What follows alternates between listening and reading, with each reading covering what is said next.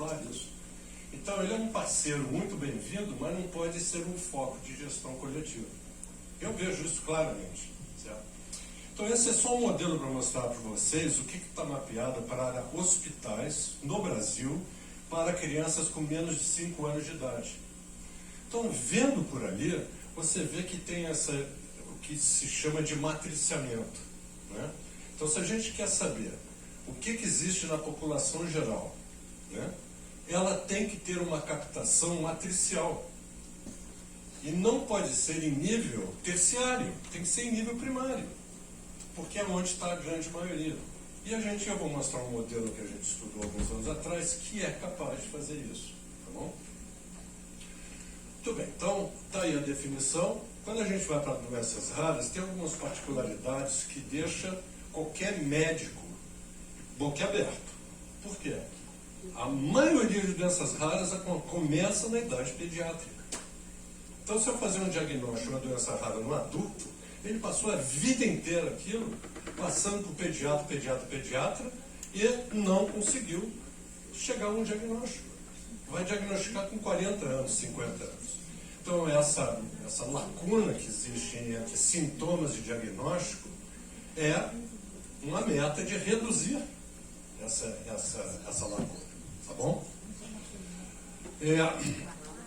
Aí você tem um outro problema, que coletivamente a gente pode falar de 8 mil doenças, 40 milhões de pessoas, mas cada doença tem uma tecnologia para ser diagnosticada. Então, a atrofia espinhal progressiva é um tipo de tecnologia, né? Você fazer o diagnóstico, por exemplo, de uma doença, um erro inato do metabolismo, é uma outra metodologia. Então é muito heterogêneo e são tecnologias de ponta, tá certo? Então veja, aonde é que você vai encontrar isso? Aonde é que você vai encontrar tudo isso que eu acabei de falar? Nos centros de referência de doenças raras, que eles são elegidos para isso. Então, a exigência necessária para se tornar um serviço de referência de doenças raras, ela pode ser um segundo nível, ser só um serviço básico. Mas o centro de referência, ele tem um capital embutido de qualidade, não só técnica, médica, multidisciplinar, porque a política não é baseada no diagnóstico. A gente fala em diagnóstico, mas não é. Ela é em acolhimento integral. Ela é acolhimento. E vocês sabem que se a gente fizer uma consulta, qualquer uma, isso já é terapêutico. Eu acolher qualquer um de vocês é terapêutico. Por isso que eu vejo o WhatsApp como uma ferramenta, e a gente tem utilizado muito, de tirar um pouco as expectativas imediatas. Você assenta as expectativas, você conversa com o outro. Nós estamos conversando ontem, você chama o nome pela pessoa, o nome dela, não é? Então você cria uma relação pessoal que ela se sente acolhida. Isso já é terapêutico. E aí a gente planeja a frente. Então em 2016 a gente se tornou um serviço de referência. Tá certo?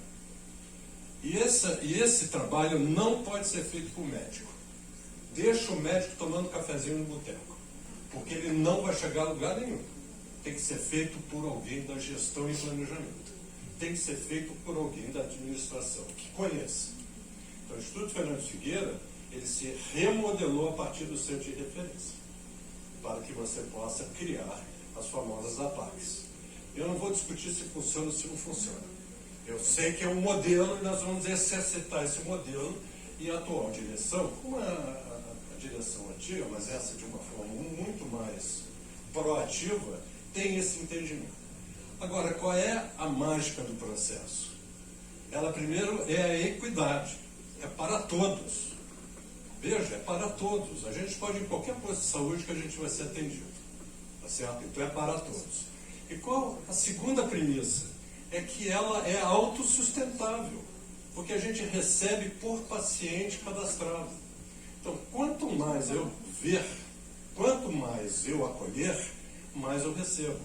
Ou pelo menos, a rúbrica é alta. O recebimento, aí tem outras questões que é o gestor pleno é o município.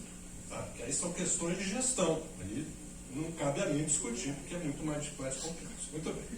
Então veja só o que a gente faz. A gente sabe que 80 a 85% dessas doenças têm uma base genética.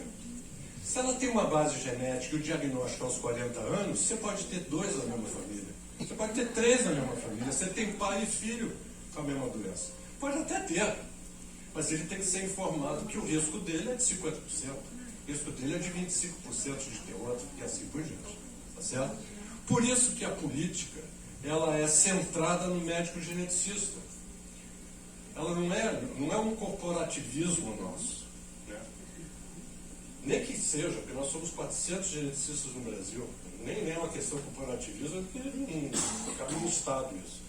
Entretanto, há necessidade do aconselhamento genético. E o aconselhamento genético no Brasil é habilitado somente com o médico geneticista. Isso não somos nós que criamos, isso é a habilitação do médico geneticista. Diferente, por exemplo, dos Estados Unidos. Nos Estados Unidos pode ser enfermeira, assistente social, pode ser médico e pode ser médico de outra especialidade. Aqui no Brasil é dessa forma que está criado. Então, por isso que tem um médico geneticista ali dentro para o aconselhamento genético. Então, veja alguns exemplos das coisas que a gente permite fazer hoje. Nós começamos a trazer, quem ia imaginar que um paciente SUS poderia ter uma medicina de precisão nesse nível? Saber de mutações daquele indivíduo, daquele gene, para aconselhamento genético daquela família. Então, uma série de exemplos, dentro da área que seja das doenças congênitas, que seja da osteogênese imperfecta, que seja das doenças neurológicas, e com isso você começa a criar o que são chamadas de coortes clínicas. Eles começam a vir com tanta frequência, em número, para gente rara, diferente de uma população geral. Então você veja, doenças que são extremamente incomuns na população, aqui não é incomum. Aqui se torna comum. E eles permitem que a gente possa acompanhá-los e conhecer a história natural. Então, isso a gente já faz alguns anos, a síndrome cartilagem e cabelo, os acondroplásticos agora, muito mais. Né? Então a gente já fez um estudo amplo de qualidade de vida, que foi um dos locais escolhidos para a América Latina, e aí vem as crianças, vem os bebês, e com muitas comorbidades. E aonde você vai encontrar a ressonância médica de entendimento é dentro de centros como esse. Não é um privilégio nosso, é simplesmente aonde estão os profissionais. Então a UERJ tem os seus profissionais lá exatamente igual a nós. O FRJ, que seja a UF, que seja, a gente não pode ser o único centro de referência no estado do Rio de Janeiro. Há de convir. E a política está aí desde 2014. Nós estamos há 8 anos nesse processo. Tá certo? Então eu volto a dizer, não tem que botar médico na linha de frente. Bota o gestor e o lado administrativo. Tudo bem, então nós temos que fazer o aconselhamento genético. Então aqui a gente tem um programa de residência médica, e tem residência médica aqui no Rio de Janeiro. Existem 4 grandes centros onde formam médicos geneticistas, como Campinas, como São Paulo, Porto Alegre, Belo Horizonte e assim por diante. A gente precisa de mais médicos geneticistas, por esse motivo, além de várias outras questões envolvendo a genética médica. Então, a medicina, ela indiscutivelmente ainda é uma arte. Né? Como a arquitetura é uma arte. Né? O serviço social é uma arte. A gente tem que se esmerar pela qualidade dentro dessa arte da medicina. E que tem que ter isso, é saber e rigor científico. Eu não posso orientar vocês baseado mais no empírico, no machismo. Não existe mais isso. Você pode ter o seu bom senso clínico, o seu momento clínico, a experiência não. Mas a gente precisa se basear na ciência, do que conhecemos na ciência. E o acolhimento à criança. E nesse sentido, veja, eu gosto muito dessa temática que foi a tese de doutorado da Antília, e junto com uma historiadora que estava aqui, que ela era especialista em história oral. E ela vem dizer o seguinte: antes de sermos o que somos, nós somos modelados como pessoa. Como pessoa, é como a gente vem de berço, né? Como o nosso berço nos modela. E eles, só para simplificar esse tema, eles nos modelam baseado no que são chamadas tradições arcaicas culturais. A primeira delas, que é a mais emblemática, o que a gente considera normal? Né? Então, hoje aqui no Brasil, normal o que é? É um atributo de beleza, é perfeição, é produtividade. Será que a gente, com uma doença rara, se encaixa nesse processo? Qual é o primeiro impacto que a gente vê, né, O médico, e esse estudo foi feito com médicos, inclusive, e médicos experientes aqui dentro. O segundo é a tradição da razão, é a questão do diagnóstico na medicina tradicional.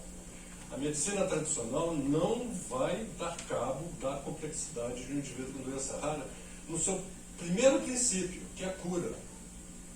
A gente não cura. A medicina tradicional cura. Cura uma pneumonia, cura uma infecção urinária, né? Pode curar talvez uma meningite, mas uma doença rara a gente não cura. Ainda, as terapias gênicas talvez curem. Já introduz, por exemplo, na AME a terapia gênica que faz as crianças sobreviverem, andarem e serem uma criança sem os problemas que a gente sabe que a AME traz. A tradição da família, isso aqui que eu gosto, porque toda mulher acha que o instinto materno é um instinto, né? Nasce com ela. E eu achei ótimo, porque eles concluem que, essa questão do instinto materno é socialmente construído. Entendeu? Então ela não é um instintivo da mulher. Que existe, a gente sabe, mas não é, dentro do processo não é próprio. Então você também tem o instinto paterno. O pai é igualmente construído nesse sentido. Tá certo? E por último, todos nós estamos procurando uma salvação, que é a religiosidade. Né? Então, vocês já devem ter ido a Belém do Pará, não é isso? Eu mostro isso, ela também não conseguiu resolver o problema que eu trouxe para ela. Você veja que ela está tentando ver qual é a melhor opção para mim.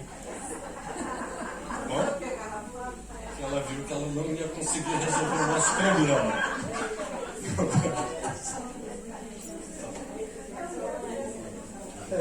Então eu queria fazer uma homenagem, pena que eu não tenho a fotografia de quem idealizou, que é chamado Projeto Brincar, mas eu coloco a Maria Madalena, que é uma Madá, eu faço uma homenagem a ela porque é exatamente isso.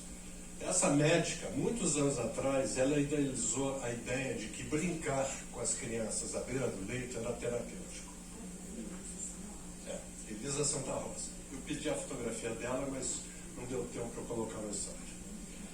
O que ela queria? Ela queria mostrar que se você fazer esse acolhimento numa criança como essa, com fibrose cística muito grave, você melhora o processo de cura dela.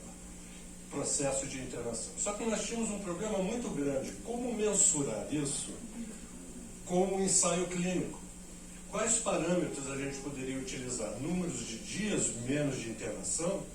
Números de complicações? E era muito difícil a gente criar um modelo e sempre foi uma dificuldade dela dentro do programa de pós-graduação. Mas eu gostaria de trazer, porque claramente isso trouxe um manancial de ações internas do hospital, como o Projeto Brincar, como a Biblioteca Viva, e é uma pessoa extremamente ativa e eu sempre gosto de homenageá-la quando eu tenho possibilidade. E por último, eu vou mostrar esse exemplo que pouco se fala e pouco se prestigia, que são os agentes comunitários de saúde. Então eu vou mostrar para vocês que nós estamos perdendo a possibilidade de lapidar um grupo de profissionais que vai chegar aonde a gente quer chegar. No meu ponto de vista, tá bom? Então, o que nós fizemos? Então, essa pediatra, ela chega em 2011, nós estamos falando de muito tempo atrás. Ela trabalhava metade do tempo na Pestalozzi e metade do tempo na Secretaria de Saúde de Angra. Ela virou para mim e falou, ó, tem uma coisa curiosa, eu vejo muito mais deficiente na Pestalozzi do que eu vejo notificado pelo sistema formal de saúde. Eles deveriam ser iguais, né? Muito bem, então a gente foi se debruçar e saber o que foi que houve. Muito bem. Então, veja só o que a gente pode fazer com uma simples ação na prevenção primária, na atenção primária. Então, o que eu coloquei num trabalho que eu escrevi em 2000? Eu botei o seguinte, em Angra dos Reis, mais de 50% das famílias estão cadastradas no programa de saúde da família. Aqui no Rio, na área metropolitana, é muito complicado isso, por causa da violência urbana. Muito complicado. É uma pena, mas é muito complicado. Tal atividade seria fundamental para implementar a prática do aconselhamento genético prospectivo. Isso é, para todos nós, o evento não aconteceu ainda. Então, a atenção primária de saúde junto às comunidades permitiria identificar fatores de risco associados às doenças genéticas. Primeira delas, falar do risco de idade materna avançada. O leigo sabe, Todo mundo sabe, mas ninguém fala sobre isso. Então vamos ter filhos enquanto jovem. Essa é a orientação. Não estou querendo que você tenha filhos, mas tenha filhos enquanto jovem, que o seu risco é menor. Segundo, consanguinidade. Saber daqueles casais que são primos ou parentes, porque aumenta a chance de doenças genéticas. Agregados familiares para as doenças comuns. Não precisa de nenhuma sofisticação, é só fazer a árvore genealógica de vocês. Se você tem um pai que morreu de infarto agudo do miocárdio mais cedo, um tio que morreu de infarto agudo do miocárdio mais cedo, se cuide de maneira. Basta isso. Você sabe que você tem um risco maior que outra família que não tem. Imunização contra a rubéola, que a gente sabe que a adesão é boa. Orientar contra a fortificação suplementar de ácido fólico para defeitos do tubo neural. Informar a exposição sobre agentes teratogênicos, por exemplo, ácido retinóico, que era tratamento para acne, ácido valproico para mulheres epiléticas. Tem coisas muito simples que você pode fazer antes de engravidar.